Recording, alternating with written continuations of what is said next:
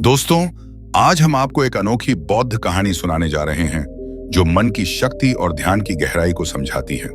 यह कहानी है बुद्ध और उनके एक शिष्य की। एक समय की बात है, एक शिष्य बुद्ध के पास आया और उनसे पूछा, हे भगवान, क्या कोई मन की बातें पढ़ सकता है? बुद्ध मुस्कुराए और बोले, मन की बातें पढ़ने के लिए गहरे ध्यान की आवश्यकता होती है। क्या तुम इस चुनौती के लिए तैयार हो? शिष्य ने सहमति में सिर हिलाया। बुद्ध ने शिष्य को ध्यान का अभ्यास करने का निर्देश दिया।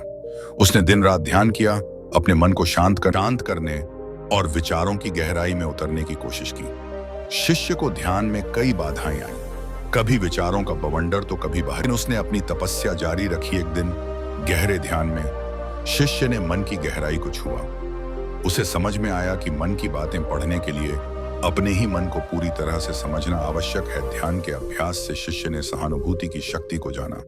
उसने महसूस किया कि दूसरों के मन की बातें समझने के लिए उनके साथ सहानुभूति और करुणा होनी चाहिए। शिष्य ने अपनी इस समझ को बुद्ध के साथ साझा किया। बुद्ध ने मुस्कुराते हुए कहा, सही कहा, दूसरों के मन को समझने के लिए हमें पहले अपने मन को समझना होगा तो पूर्ण है।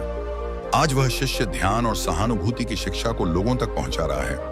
उन्हें सिखा रहा है कि सच्ची शांति और समझ केवल मन की गहराई में ही मिलती है।